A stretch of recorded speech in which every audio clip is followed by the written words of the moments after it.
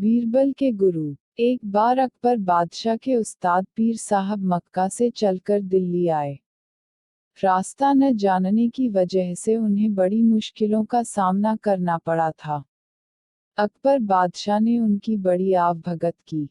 कुछ दिन आनंद लेकर पीर साहब मक्का लौट गए। जब पीर साहब चले गए तो अकबर बादशाह ने बीरबल से पूछा, बीरबल, क्या तुम्हारे भी कोई गुरु हैं, जैसे कि मेरे पीर साहब हैं? यदि हैं तो वे कहाँ रहते हैं, कभी आते जाते भी हैं या नहीं? बीरबल ने जवाब दिया, जहाँ पनाह। मेरे भी गुरु हैं, लेकिन वह बाहर रहते हैं, कहीं आते जाते नहीं। हाल ही मैंने सुना है कि मेरे गुरुदेव किसी को कुछ बताते भी नहीं और कभी किसी से एक पैसा भी नहीं लेते। रुपए पैसे का उन्हें लोभ नहीं है। यह सुनकर बीरबल के गुरु के प्रति अकबर बादशाह के मन में श्रद्धा उत्पन्न हुई और उन्होंने बीरबल से अपने गुरु से मिलवाने का आग्रह किया। अकबर बादशाह से बातें करके जब बीरबल रास्ते में आए तो उन्होंने देखा कि लकड़ी बेचने वाले एक बूढ़े ने परिश्रम करके लकड़ियों का एक गट्ठ बांधा हुआ है। वह सुबह से शाम तक इधर उधर भटका, पर किसी ने भी उसे उचित मूल्य देकर वह गट्ठ नहीं खरीदा। लाचार होकर बूढ़ा लकड़हारा गट्ठ अपने घर वापस लिए जा रहा था।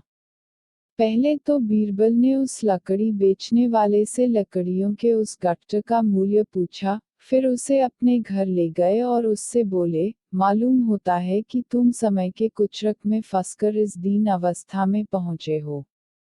बीरबल ने उसे अच्छे साफ सुथरे वस्त्रों और काली जटा इत्यादि से युक्त ब्राह्मण साधु बना दिया। उसके हाथ में रुद्राक्ष की माला दे दी। फिर एक बड़े मंदिर के पीछे मृगचर्म के आसन पर बैठा कर उससे बोला, तुमसे मिलने बड़े बड़े अमीर उमराव आएंगे, पर उनसे तुम बिल्कुल मत बोलना। तुम्हें कितनी ही बहुमूल्य वस्तुएं वे क्यों न दिखाएं, पर तुम उनकी तरफ आंख भी मत उठाना। तुमसे जो कुछ भी पूछे उसका जवाब मत देना। बस अपने ध्यान में रहना और सिर्फ माला फेरते रहना।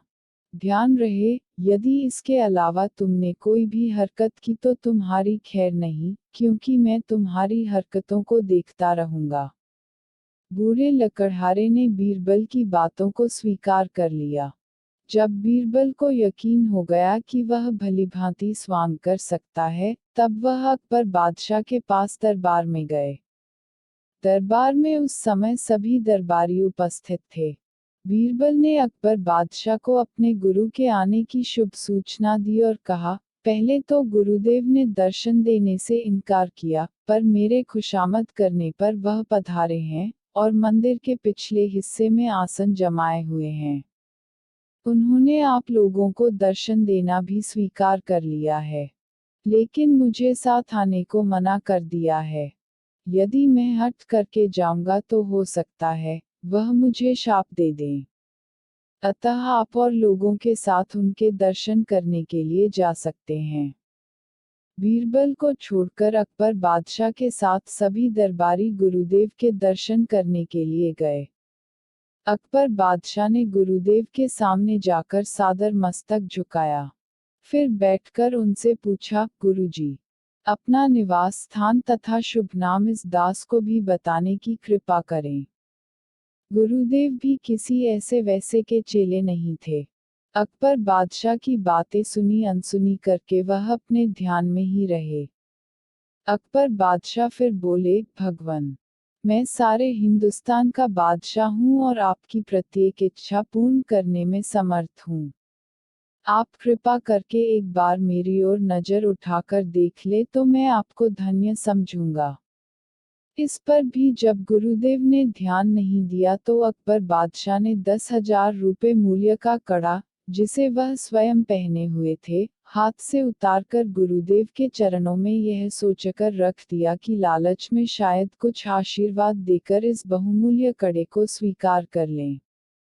परंतु जब कुछ नतीजा न निकला तो निराश होकर अकबर बादशाह वहां से उठ खड़े हुए और बोले, जो आदमी अतिथि के साथ ऐसा व्यवहार करे उस कठोर हृदय से बातें करना भी मूर्खता है। अकबर बादशाह को क्या पता था कि ऐसे मूर्ख से सामना होगा। उन्होंने वह कड़ा बीरबल के यहाँ भिजवा दिया, क्योंकि दान की वस्तु बादशाह के महल में कैसे आ सकती थी। अगले दिन गुरुदेव का सारा हाल सुनाकर अकबर बादशाह ने बीरबल से पूछा, मूर्ख मिले तो क्या करना चाहिए। बीरबल बोले, उस समय चुप रहना ही अच्छा है। बीरबल के इस जवाब से अकबर बादशाह की रही सही मर्यादा पर भी पानी पड़ गया। उनका विचार था कि ऐसी बात कहकर वह बीरबल के गुरु को मूर्ख साबित करेंगे, पर उल्टे खुद मूर्ख बने।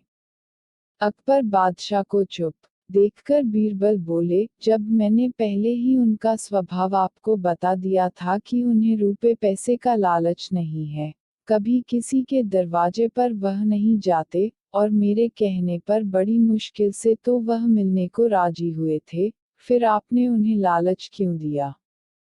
आपने अपशब्द कहकर गुरु का अपमान किया है। आपको धन दौलत का घमंड है, इसलिए वह आपसे नहीं बोले। बीरबल की बात सुनकर अकबर बहुत लज्जित हुआ।